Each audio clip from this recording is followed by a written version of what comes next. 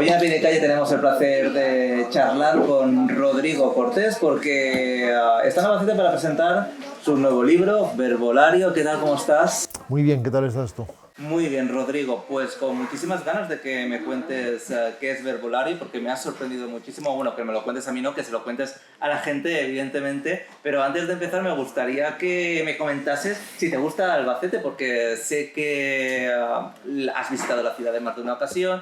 También has estado en Avicine, nuestro festival de cine independiente. En fin, que tienes una vinculación, ¿no? De cierto modo.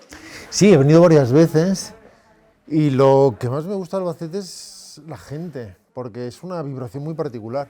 Imagino que vosotros no os dais cuenta de que estáis como una chota, pero es muy divertido, siempre me divierto mucho. Y creo que tiene que ver con un carácter acomodaticio que es fantástico, que es que si una cosa es de una manera os va bien y si es de otra os va bien también. Y eso permite que todo fluya de una forma extrañamente divertida. Hay una vibración en el aire que personalmente disfruto mucho. Bueno, el humor lo podrías coger prestado a lo mejor para definir estas palabras de verbolario. Pero antes de comentar un poco este verbolario, esta recopilación de palabras, sí que me gustaría que nos contases un poco cómo empezaste. Porque El Jardín empezó en el diario ABC y a partir de ahí, ¿no? Pues ha llegado este estupendo libro. Sí, fue una forma extraña y no planificada. Y tiene que ver de un modo indirecto o extrañamente directo con Mingote, con la figura de Mingote, que, como bien sabes, fue protagonista del diario ABC durante 60 años, con esa bonomía de sabio prudente que siempre le adornaba y de fantástico dibujante y muy divertido en su manera de exponer las cosas. Y tiene que ver con su viuda, con Isabel Vigiola, que en aquel momento tenía cerca de 90 años, ella ha muerto hace muy poquito, hace muy poquitos meses, que me invitó a su casa porque había leído mis primeros libros y le habían puesto a pensar en Chumi, y en Summers, y en Azcona, y en Mingote, y en los codornicescos y en los postcodornicescos. Ella había sido en su juventud secretaria de Edgar Neville, nada menos. Y en fin, yo no la conocía, pero conocía a su sobrino, que es no ayudante, sino jefe de producción, director de producción sería el cargo correcto, compañero de algunas aventuras. Y en su casa descubrí una edición del Diccionario del Diablo de Ambrose Bierce que llevaba años buscando, porque era una edición muy exhaustiva, pero ya descatalogada y muy difícil de conseguir. Y se lo hice notar, le dije, Isabel, tienes una edición maravillosa de Bierce, y ella, después de ese tira y afloja habitual, cuando uno trata de pagar la cena, llévatelo, no, de ninguna manera, claro que sí, Rodrigo, no, Isabel, lo disfrutarás mucho. Pero tú con ganas de llevártelo realmente. Claro, yo haciendo ya así con él, acabé con él en casa. Y empecé a juguetear por puro gamberreo, con algunas voces para las que imaginé algunas definiciones.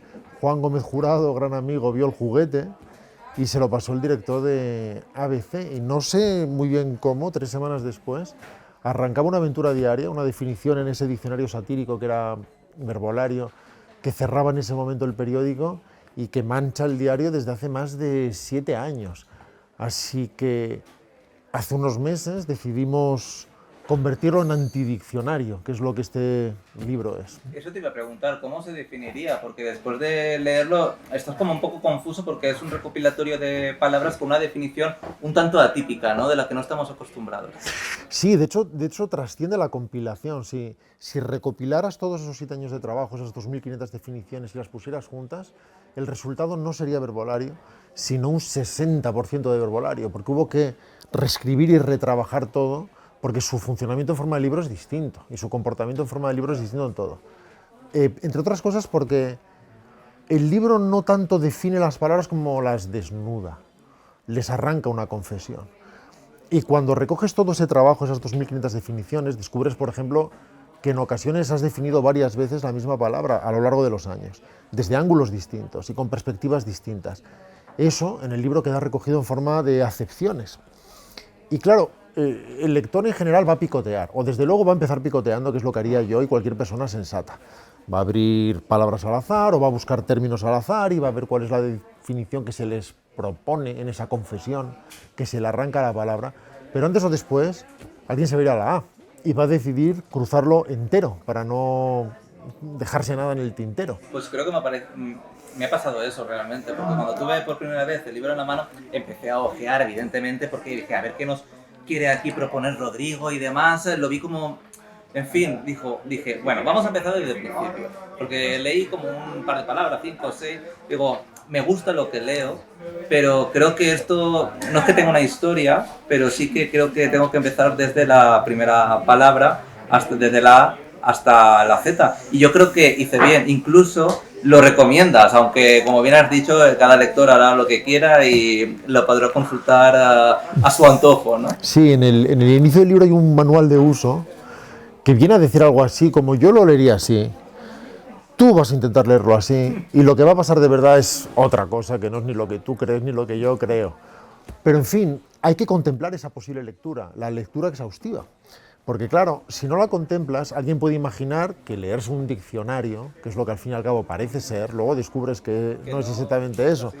Pero si haces eso, imaginarás que vas a enfrentarte a la lista de la compra, ya una especie de letanía de definiciones. Pero tienes que cuidar la música y retrabajarla y recomponerla para que esa lectura te cuente una especie de historia, no literal, claro, no hay una trama. El ordenamiento lo hace el alfabeto por ti. Sin embargo, cuando te enfrentas a ese ordenamiento y recompones esa música, si trabajas esa sinfonía o esa canción larga que el libro es, te das cuenta que después de la lectura, que supongo que es lo que te ha pasado a ti, te enfrentas a una especie de vibración o de armonía general o de forma de mirar las cosas o de voz. Y además que no es solo leer por leer palabras, sino que cada definición te invita a reflexionar de un punto de vista satírico, cómico, en fin, que tienes que madurar la idea, ¿no? De esa definición y te pasas un buen rato, ¿no? Pensando que sí, que es cierto lo que dices, ¿no? Creo que tiene que ver con dos cosas. Una es que cuando tratas de acceder al significado secreto u oculto de las cosas, descubres que muchas veces es el contrario al oficial.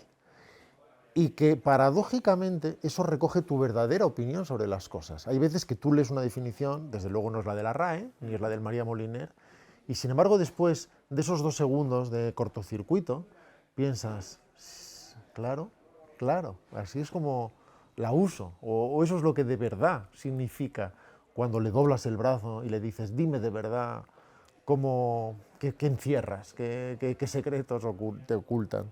Y a la vez sucede que lo que buscas no es el sentido, no es lo importante. Para mí lo importante no es tratar de definir teóricas verdades definitivas sobre las cosas, sino crear ese cortocircuito. Que no te valga el programa cerebral, que durante un segundo se detenga tu pensamiento, no puedas avanzar y tengas que dar una vuelta a la manzana. Para mí donde se producen las cosas es en esa vuelta a la manzana.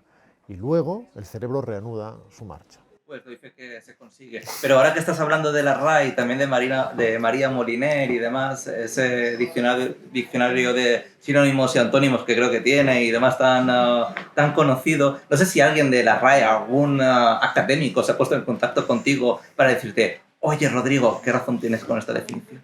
No, nadie me ha dicho qué razón tienes con esta definición, pero sí que he recibido una nota cariñosísima del director de la RAI, precisamente, de Muñoz Machado, muy contento con la edición y con el...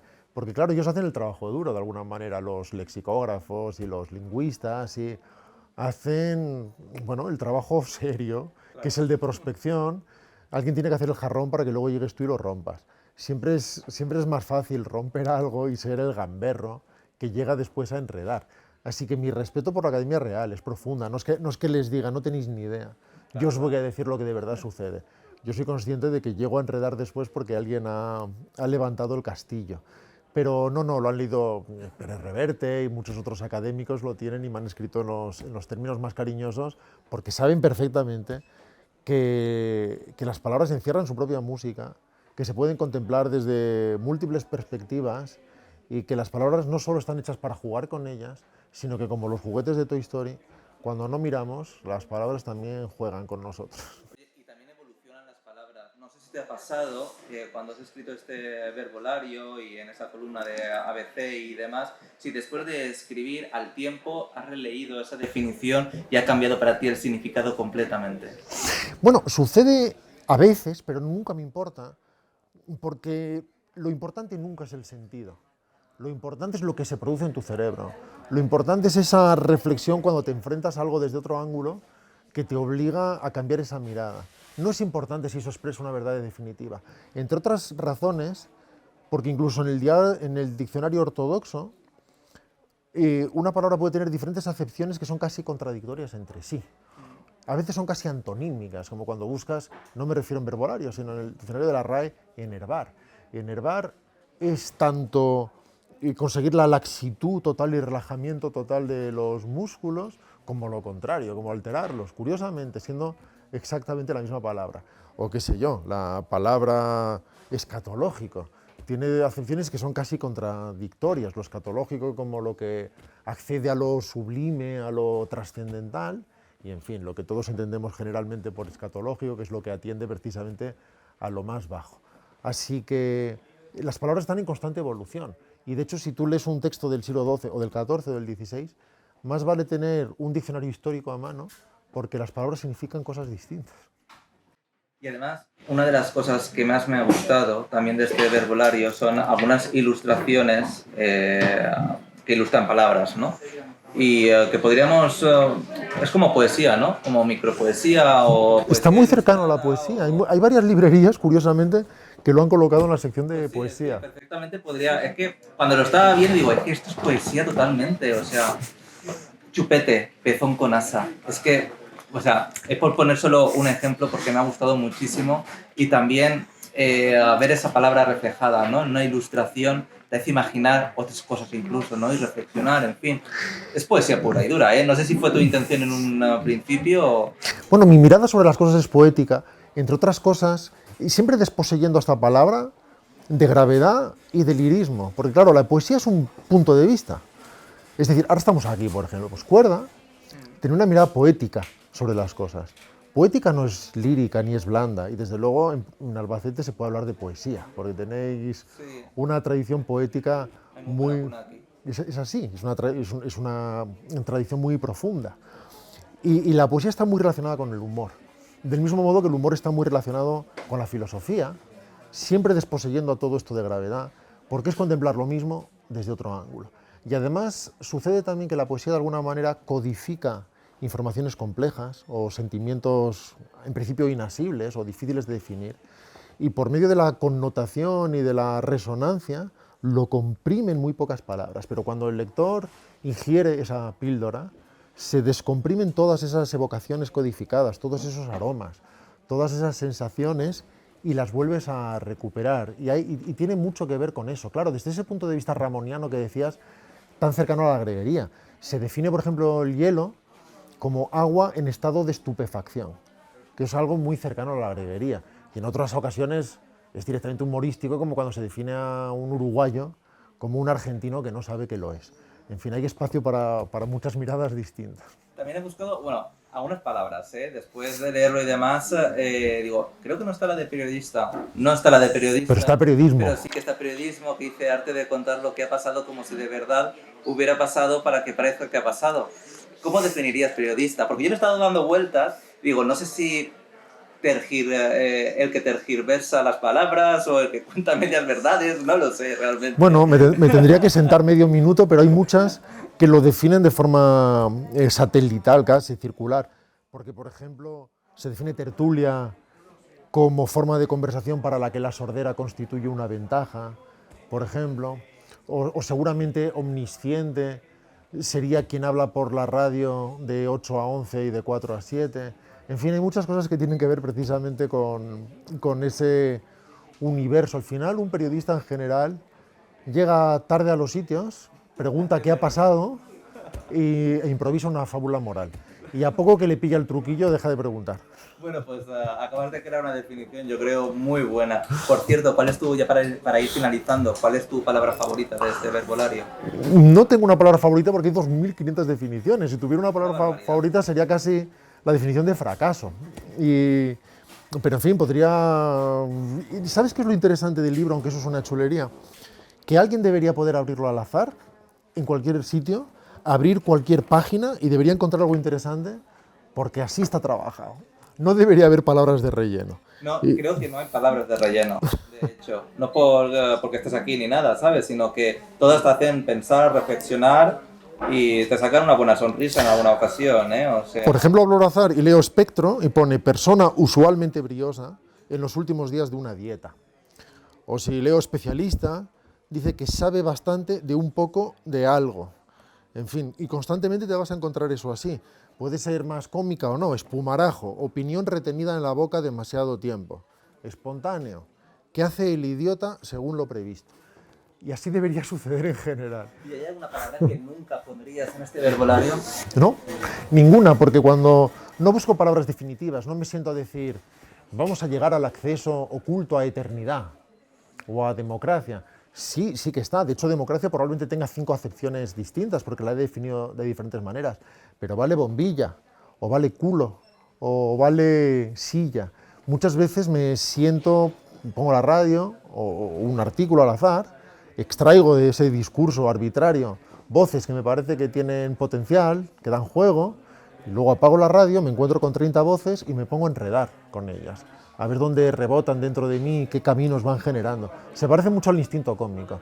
Es como cuando hay un gracioso que oiga lo que oiga, lo convierte en algo que devolver con efecto. Es una pelota que te llega, no sabes de dónde y tampoco sabes muy bien con qué tipo de instinto la bateas y la devuelves con curva. Y ya para finalizar, Rodrigo, aparte de escritor, de presentar este verbolario que lo podéis encontrar aquí en la Librería Popular de Albacete o en cualquier otra librería, también eres director, guionista, en fin. ¿Estás embarcado en algún proyecto ahora mismo? Como bien sabes, los proyectos solo merecen la pena cuando dejan de serlo, que es cuando se convierte en algo de lo que merece la pena hablar, pero te diré simplemente que estoy tratando de remontar una de esas montañas que algunos llaman película. Bueno, pues espero que sea pronto, ¿no? Verla Ojalá. en cines. Rodrigo, muchísimas gracias de verdad por este momento en A Pie de Calle, en nuestro Rincón de las Palabras aquí en la Librería Popular, y gracias a este verbolario, de verdad que se lo recomiendo a toda la gente que nos está viendo. Qué bien, pues muchísimas gracias, bien hallados y gracias por invitarme. Gracias.